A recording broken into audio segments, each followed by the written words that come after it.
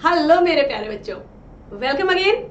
Animal tissues में आज हम लोग कंटिन्यू करेंगे मिस्टर एपिथेलियल के बाद यस कनेक्टिव टिश्यूज को। एपिथेलियल टिश्यूज को हम लोग डिस्कस कर चुके हैं, कितने तरह के होते हैं, क्या उनकी प्रॉपर्टीज होती हैं और क्या उनका फंक्शन होता है। आज बच्चों मैं कराने वाली हूँ कनेक्टिव टिश्यू। बहुत इंपॉर्टेंट टिश्यू है एनिमल्स में। कनेक्टिव यानी कि कनेक्ट करके रखना, सारी बॉडी को कनेक्ट करना, हर मतलब हमारी सारी एक्टिविटीज को कनेक्ट करने वाला, पूरी बॉडी को और बॉडी के इंटरनल ऑर्गन्स को आपस में कनेक्ट करके रखना, जहां उनकी जरूरत होती है, रिक्वायरमेंट होती है, उसको हम कहते हैं कनेक्टिव टिश्यू। तो ये भी एक बहुत बड़ी फैमिली है मिस्टर एपिथेलियल की तरह। मिस्टर कनेक्टिव को पहचानते हैं, तो मिस्टर कनेक्टिव को अगर हम लोग देखें तो कितने तरह के हो सकते हैं इनके यहाँ पे टिश्यूज, ये देखते हैं। और उन टिश्यूज के अंदर कौन से टिश्यूज पाए जाते हैं। सबसे पहला एरियोलर कनेक्टिव टिश्यू, फिर dense regular connective tissue, adipose connective tissue, skeletal connective tissue and fluid connective tissue. बच्चों ये टाइप है कनेक्टिव टिश्यू के।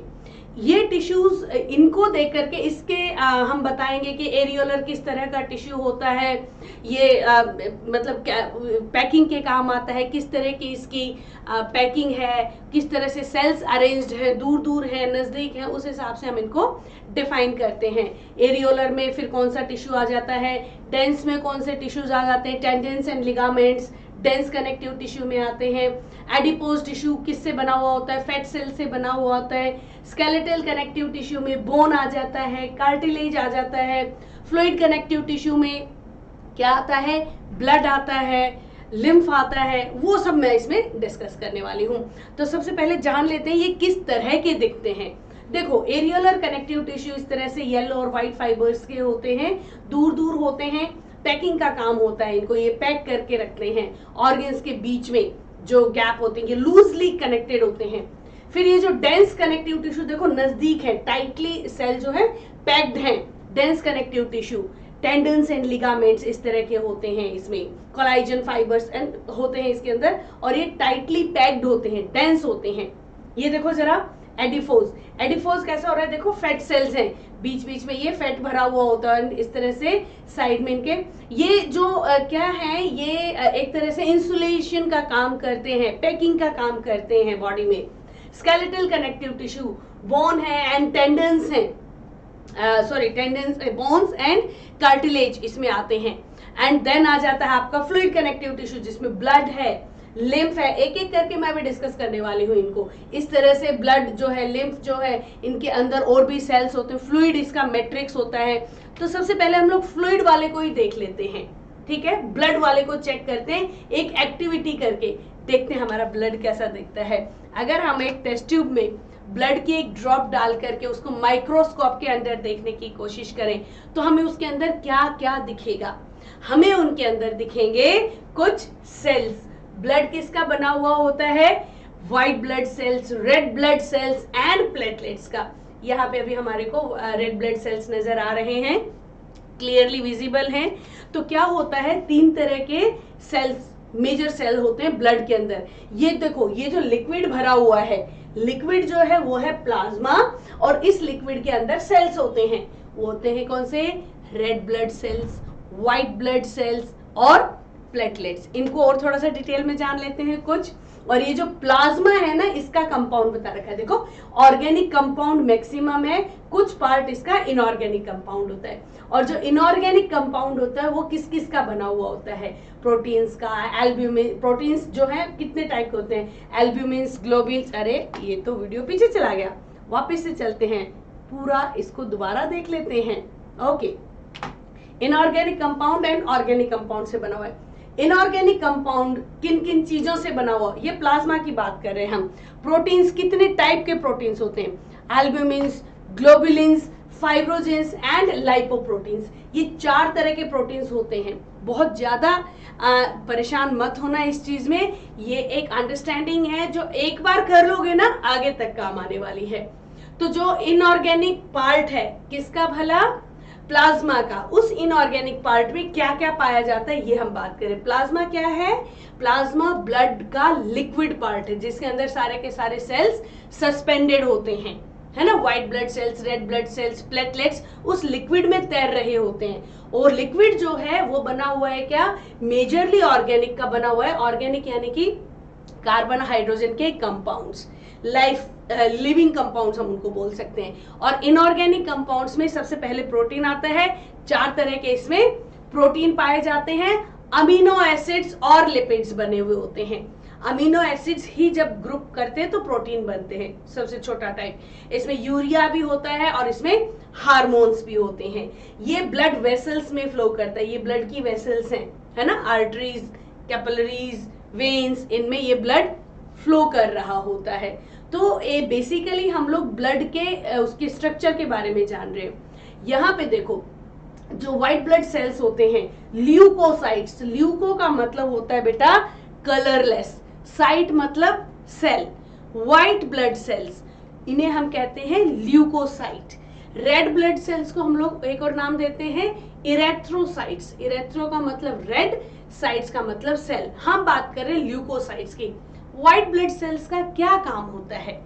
व्हाइट ब्लड सेल्स हमारी बॉडी की आर्मी है, मतलब ये फॉरेन मटेरियल को या पैथोजेंस को ये एनगल्फ कर लेता है, किल कर देता है, खत्म कर देता है। ये मतलब लड़ने का काम करता है, हमारी बॉडी को मजबूत बना के रखता है। ल्यूकोसाइट्स 2 तरह के होते हैं, ए granulocytes and granulocytes. A granulocyte मतलब इसमें ग्रेन्यूल नहीं है, गांठें नहीं है, ग्रेन्यूल्स इस तरह के। और ये क्या हो गए, मोनोसाइट्स हो गए। ग्रेन्युलोसाइट होते हैं लिम्फोसाइट्स। अब ग्रेन्युलोसाइट्स के बारे में अगर हम बात करें तो ग्रेन्युलोसाइट्स कितने तरह के हो जाएंगे, न्यूट्रोफिल्स, एसिडोफिल्स एंड बेसोफिल्स। ये 3 तरह के हमारे पास ग्रेन्युलोसाइट्स आ जाते हैं। मतलब व्हाइट ब्लड सेल्स को अगर हम आगे डिवाइड करें तो ग्रेन्युलोसाइट्स एंड ए ग्रेन्युलोसाइट्स आ जाएंगे और उनको हम फर्दर डिवाइड कर सकते हैं। बोन मैरो में ये ब्लड हमारा बन रहा होता है। बोन मैरो, ये देखो ये बोन है, हड्डी है, बोन की मैरो के अंदर हमारे ब्लड का फॉर्मेशन होता है, बन रहा होता है। ये एक जरा सा हम लोगों ने बात की थी किसके बारे में, फ्लूइड टिश्यू के बारे में, ब्लड के बारे में एक जनरल से इंट्रोडक्शन ले लिया था। अब एक एक करके देखते हैं कि कनेक्टिव टिश्यूज का काम क्या क्या है। सबसे पहला कौन सा आ गया, एरियोलर। देखो वही वाला एरियोलर, मतलब ये एक तरह से क्या है, लूजली पैक्ड इसके अंदर सेल्स होते हैं। और ये क्या काम करता है बच्चों, ये काम करता है पैकेजिंग का। जो ऑर्गन्स होते हैं उनके बीच में पैकिंग का काम करता है, सो दैट कि वो अपनी जगह टाइटली पैक्ड रहें। सबसे मेजर काम एरियोलर कनेक्टिव टिश्यू का यही होता है। एंड ये लूजली पैक्ड सेल्स होते हैं, डेंसली पैक्ड नहीं होते। बिल्कुल ऐसे ही जैसे आपके घर में जब कोई सामान आता है, महंगा सामान आता है, तो बल्ब वाले वो आते हैं ना, प्लास्टिक आता है जिसको हम फोड़ते हैं, एरियोलर एयर भरी हुई होती है, पैकिंग के लिए आता है, वो वाले बिल्कुल वही काम करते हैं। नाउ आगे हमारे पास डेंस रेगुलर कनेक्टिव टिश्यू। बच्चों मैंने बताया ना, डेंस रेगुलर कनेक्टिव टिश्यू में कौन कौन आते हैं, 2, tendons and ligaments. Tendons and ligaments 2 तरह के टिश्यूज हैं जो काम करते हैं जोड़ने का। किसको, लिगामेंट्स जोड़ता है बोन से बोन को। ये देखो हमारे जॉइंट्स नजर आ रहे हैं आपको, ये हड्डियों को किसने जोड़ा, ये मेरी उंगली में देखो, 1 हड्डी, 2 हड्डी, 3 हड्डी, 3 बोन है इतनी छोटी सी उंगली में जुड़ी हुई है ना, इसीलिए तो मुड़ रही है जॉइंट्स पे। इन हड्डियों को टाइटली बांधने का काम कौन करता है, लिगामेंट करता है। और लिगामेंट इनको टाइटली बांध तो रहा है, देखो फ्लेक्सिबल भी है, हड्डियों में मोड़ है, आराम से हम मोड़ सकते हैं। जितने भी जॉइंट्स हैं ये देखो मुड़ रहा है। अगर ये फ्लेक्सिबल नहीं होगा तो मुड़ेगा भी नहीं। मजबूत है, टफ है, जब तक बहुत चोट ना लगे कहीं पे या लिगामेंट टियर ना हो जाए भयंकर किसी चोट की वजह से, ये जल्दी से टूटते नहीं है। स्प्रेन आ जाता है, कई बार सुना है तुम लोगों ने, स्प्रेन आ गया, वो लिगामेंट टियर की वजह से हो जाता है। मतलब फिर हमारे बोन जो ज्वाइंट में काफी टाइम तक हमारे को उसको क्या देना पड़ता है, रेस्ट देना पड़ता है कि लिगामेंट दोबारा से अपने आप को रिपेयर कर ले। तो हड्डियों से हड्डियों को जोड़ने वाला, बोन से बोन को जोड़ने वाला is dense regular connective tissue, कौन सा, लिगामेंट। देन हड्डियों के ऊपर भी तो कुछ है, मसल्स हैं, बिल्कुल है। मसल्स के इधर उधर भाग रही है, हड्डियों से चिपकी हुई। देखो ये मसल है मेरी, ये मसल, हमारी पूरी बॉडी में मसल्स तो हैं, सारी बोन से चिपकी हुई है, स्केलेटन से चिपकी हुई है। कैसे, फेविकोल से नहीं, टेंडन से। टेंडन का काम है मसल्स को बोन से कनेक्ट करने का। एंड ध्यान देना, ये टेंडेंस मसल को बोन से बांधती हैं, कनेक्ट करती हैं, but they are not flexible. अगर वो फ्लेक्सिबल होंगे तो हड्डी अलग और मसल्स ऐसे हिलते घूमते डुल डुल डुल डुल होते मिलेंगे, लेकिन दिस इज नॉट पॉसिबल। देखो मैं अपना हाथ हिला रही हूँ, मेरी हड्डी और मसल एक साथ जा रही है। They are not flexible, they are very tough. तो डेंस कनेक्टिव टिश्यू में हमने बात की दो टिश्यूज की, ligaments and tendons. Bone to bone ligament, muscle to bone tendons. Ligament flexible and tough, tendon non flexible and tough. फिर आ जाता है आपके पास एडिपोज कनेक्टिव टिश्यू। ये फैट सेल्स होते हैं, ये देखो बिल्कुल हमारे स्किन के नीचे ये जो मोटा मोटा यस मांस जो भरा हुआ है, ये एडिपोज कनेक्टिव टिश्यू होते हैं। फैट सेल्स होते हैं इनके अंदर, इंसुलेशन का काम करते हैं, हमारी बॉडी की हीट को बाहर नहीं जाने देते, बचा के रखते हैं। कुशनिंग का काम करते हैं, हमारी आंखों के नीचे जितने भी हमारे ऑर्गन्स हैं, सॉफ्ट ऑर्गन्स हैं, उनको कुशन की तरह, सॉफ्ट होगा तो उसको कुशन प्रोवाइड करना है ना, ताकि वो चोट ना लगे, जर्क ना लगे। हमारे जो जितने भी ऑर्गन्स हैं उनकी कुशनिंग के लिए फैट सेल्स डिपॉजिट होते हैं उनके आसपास, सो दैट कि वो प्रोटेक्टेड रहे। इंसुलेशन एंड कुशनिंग दोनों काम करते हैं कौन से? Adipose connective tissues. बच्चे लोग एक एक करके सारे कनेक्टिव टिश्यू को हम डिस्कस कर रहे हैं। नेक्स्ट कनेक्टिव टिश्यू है skeletal connective tissue. Skeletal connective tissue में दो आ जाते हैं जिससे हमारा ढांचा बना हुआ है ना। पहला बोन एंड दूसरा कार्टिलेज। बोन आप लोग बहुत अच्छे से जानते हो, इसका काम क्या है? बॉडी को स्ट्रक्चर देने का, है ना। एंड फास्फोरस को स्टोर करके रखने का भी काम करता है, कैल्शियम को भी स्टोर करके रखने का काम करता है। इसी से तो बना हुआ है ये, फास्फोरस से, कैल्शियम से। एंड ये बॉडी को रिजिडिटी देता है, मजबूती देता है। हम खड़े हुए हैं, स्टैंड अप कर रहे हैं, हाथों को हिला रहे हो, डुला रहे हो, ये सब क्या है? बोन की वजह से है। इसका जो मैट्रिक्स है टफ है, मजबूत है, टाइट है। एंड दूसरा वाला जो कनेक्टिव टिश्यू है वो है कौन सा वाला? एक बोन और दूसरा कौन सा? कार्टिलेज। यस, ये भी मजबूती देता है लेकिन हड्डियों जितना, बोन जितना रिजिड नहीं होता। जहां जहां जॉइंट्स हैं उनको स्मूथ करने का, जॉइंट्स को, जो टफ जॉइंट्स होते हैं बोन के, उनको स्मूथ करने का उनके ऊपर होता है, ठीक है। एंड ये हमारी नाक देखो जरा हिल रही है मजे से, हमारे कान मजे से हिल रहे हैं, टफ भी है एंड स्मूथ भी है। तो कार्टिलेज वो कनेक्टिव टिश्यू है, स्केलेटल कनेक्टिव टिश्यू है जो टफ है लेकिन फ्लेक्सिबल है, बोन के जितना टाइट नहीं है, मजबूत नहीं है। सोच के देखो, कान अगर हमारे नहीं होते इस तरह से तो हम वाइब्रेशंस को फील नहीं कर पाते। ये इतना ओपन इसलिए सो दैट कि वाइब्रेशंस आ जाए।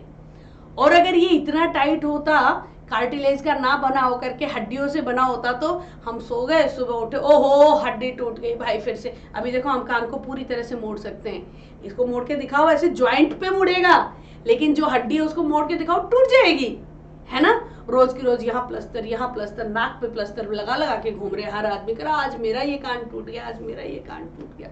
नॉट पॉसिबल, हो ही नहीं सकता ना ऐसी चीज। तो जो connective tissue, skeletal connective tissue है, दो तरह के हैं, बोन्स एंड कार्टिलेज। बॉडी को रिजिडिटी, मजबूती देना एंड जॉइंट्स को स्मूथ रखने का काम है कार्टिलेज का।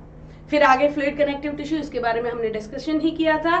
ब्लड और लिम्फ, ये क्या करते हैं? ये पूरी बॉडी को एक दूसरे से कनेक्ट करते हैं। मटेरियल का ट्रांसपोर्ट एक ऑर्गन से दूसरे ऑर्गन, जो खाना हमने खाया, डाइजेस्ट किया, डाइजेशन के बाद जो ग्लूकोज बना उसमें से, एंड जो क्या नाम है, ग्लूकोज के बाद अमीनो एसिड्स बने एंड फैटी एसिड्स बने, उन सबको ट्रांसफर करके सेल में ले गए। हमारी पूरी बॉडी में जो सेलुलर एक्टिविटीज हो रही हैं, वहाँ पे वेस्ट मटेरियल बन रहा है, उस वेस्ट मटेरियल को लेकर के किडनी में गए एक्सक्रीशन के लिए, ठीक है। हमने सांस लिया, ऑक्सीजन ली तो ब्लड में ऑक्सीजन डिसॉल्व होकर सेल्स तक जा रही है, सेल्स में जो कार्बन डाइऑक्साइड वापस हो रही है, ब्लड में डिसॉल्व होकर के वापस आ रही है। यानी कि पूरी बॉडी में ट्रांसफर ऑफ सब्सटेंसेस कौन करते हैं? फ्लूइड कनेक्टिव टिश्यूज, ये हमारी बॉडी में ट्रांसफर करते हैं सब्सटेंसेस का। तो बच्चे लोग ये थे कनेक्टिव टिश्यू, होपफुली तुम्हें समझ में आ रहे हैं। एनिमल टिश्यूज मैं फिर से बता देती हूँ, 4 तरह के होते हैं। पहला एपिथेलियल, जो कवरिंग करते हैं, ऑर्गन्स की कवरिंग के काम करते हैं, उसको हम लोग डिटेल में डिस्कस कर चुके हैं। सेकंड इज कनेक्टिव टिश्यू, ये भी बहुत बड़ी सी फैमिली है। थर्ड इज मस्कुलर टिश्यू, सिर्फ 3 हम लोग इसमें से टाइप करेंगे, और एक है नर्वस टिश्यू, एक ही न्यूरॉन के बारे में बात करेंगे। तो आज वाली video was dedicated to connective tissues. इसको थोड़ा सा देख लो, समझ लो, और कुछ चीज समझ में ना आए तो कमेंट में मुझे बताओ, मैं डेफिनेटली आप लोगों की हेल्प करूंगी इसमें। अगली वीडियो में मैं आप लोगों को मस्कुलर टिश्यू और नर्वस टिश्यू को एक ही साथ एक्सप्लेन कराऊंगी। तो बच्चे लोग जल्दी से इस वीडियो को देखो, समझो, नोट्स तैयार करो, और कहीं पे डाउट आता है मेरे से जरूर पूछो, कमेंट करके पूछो। अगली वीडियो बनाती हूं, तब तक आप इसको तैयार करो। Good bye, see you again.